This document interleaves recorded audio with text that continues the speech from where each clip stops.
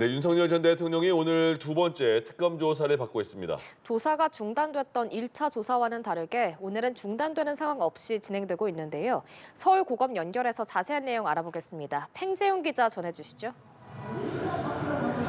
네, 특검 사무실이 마련된 서울고등검찰청에 나와 있습니다. 윤 전 대통령이 오전 9시에 출석을 했으니까 지금 벌써 9시간째 조사를 받고 있는 상황입니다. 오늘도 늦은 시간까지 조사가 이어질 것이란 전망이 나오고 있는데요. 사회부 법조팀 이채영 기자와 함께 이야기 나눠보도록 하겠습니다. 이 기자, 지금 현재 온종일 조사가 이어지고 있는 상황인데 현재 조사 어디까지 왔습니까? 네, 일단 오후 조사가 오후 1시 7분부터 재개가 돼서요. 지금 5시간째 이어지고 있습니다. 아직까지 조사가 중단됐다는 소식 없이 순조롭게 이어지고 있는 걸로 보이는데요. 앞서 윤 전 대통령에 대한 체포 저지 혐의 조사가 오전에 3시간에 걸쳐서 마무리됐고 지금은 나머지 혐의를 조사하고 있습니다. 네. 오늘 피의 사실 관련된 전반적인 조사가 이뤄질 전망이라서 이 국무회의 관련 직권남용 혐의라든지 외환 혐의, 또 비어폰 기록 삭제 지시 혐의, 여기에 이제 사후 계엄 선포문 관련해서 문건 작성과 폐기에 관여한 건 아닌지 이 폭넓게 특검팀은 들여다볼 걸로 보입니다.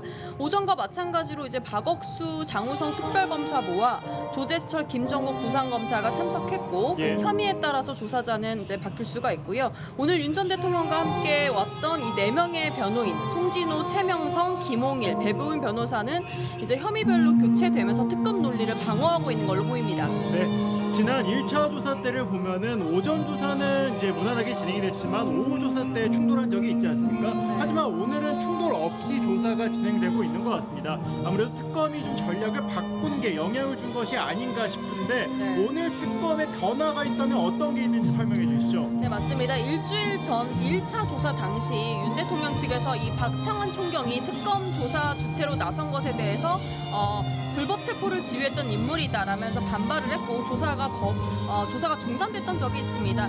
이 때문에 피의자 신문 조서에도 날인을 하지 않았었는데요. 오늘은 박 총경이 신문을 직접 하는 게 아니라 지원하는 방식으로 참여시켰습니다.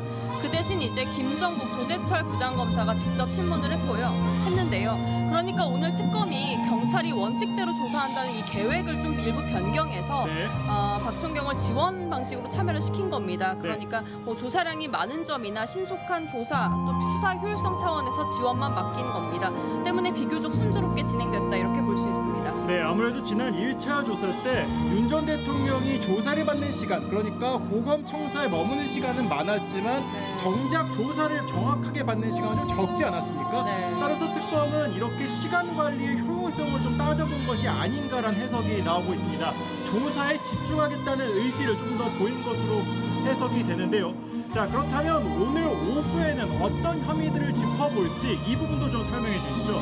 네, 맞습니다. 일단 국무회의 관련된 조사가 이뤄질 수 있습니다. 앞서 한덕수 전 국무총리, 안덕근, 유상임, 이주호 장관들을 줄줄이 불러 특검팀은 조사를 했거든요. 모두 다 국무위원들이죠? 맞습니다. 특히 이제 안덕근, 유상임, 이주호 이 세 장관 같은 경우에는 계엄 선포 전 공부에는 불참했던 인물들이기 때문에 만약에 특검팀에서 이 불참 국무위원들의 계엄 심의 권한을 윤 전 대통령이 행사하지 못하게 했다라고 본다면 직권남용 혐의로 추가 기소가 될 수도 있습니다. 다만 이제 박지영 특검보는 이 국무위원 전원을 피해자로 불러서 조사한다 방침은 아니라고 밝히기도 했고요.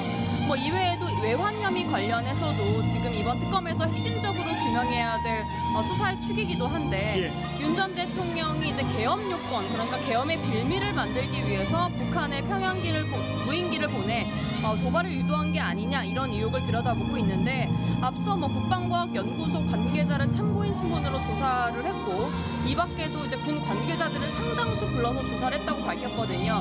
아무래도 계엄 잔여 수사와 함께 이 외환 혐의에 대해서도 이번 특검에서 밝혀야 될 주요 혐의다 보니까 결국 윤 전 대통령이 이제 드론 작전 사령부를 통해서 실제 지시를 했는지 여부 이런 실체 규명을 위해서 속도를 낼 걸로 보입니다. 네, 그렇습니다. 윤석열 전 대통령은 이미 검찰 특별수사본부, 그러니까 공수처와 검찰의 수사를 통해서 내란 혐의로 기소가 된 상황이지 않습니까? 그러니까 특검은 내란으로 기소된 혐의 그 외에도 아직 추가적으로 밝혀내지 않은 내용들을 이제 수사를 해가지고 추가 기소를 하기 위한 2차 조사를 현재 진행하고 있다. 이렇게 보시면 될 것 같습니다. 이제 시간이 좀 많이 지났기 때문에 윤 전 대통령이 과연 언제까지 조사를 받을지, 특히 지난 1차 조사 같은 경우에는 자정 이후에 윤석열 전 대통령이 귀가를 했는데 오늘도 자정을 넘길 가능성이 있습니까? 네, 일단 심야 조사는 오후 9시부터 저녁 9시부터 이뤄지게 되는데 당연히 윤 전 대통령 동의가 필요하고요. 이 부분은 좀 더 있어봐야 결정이 될 것 같습니다. 일단 인권보호 수사 규칙에 따르면 특별한 사정이 없으면 이 조사의 열람 시간을 제외한 실질 조사 시간은 8시간을 넘길 수가 없게 돼 있습니다. 네. 일단 오전에 3시간을 썼기 때문에 오후에 5시간 정도 실제 조사를 할 수 있는 건데요.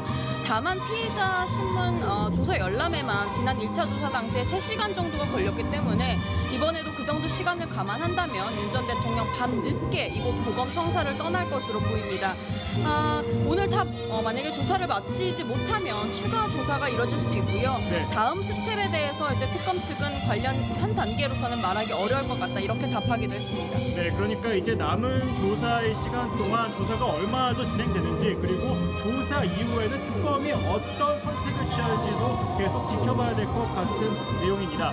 윤 전 대통령 측과 특검의 공방 지금도 서울 고검청사 안에서 치열하게 이뤄지고 있을 것으로 보이는데요. 특검 수사 상황과 관련해 새로운 내용이 들어오면 다시 한번 전해드리도록 하겠습니다. 지금까지 서울 고등검찰청에서 전해드렸습니다.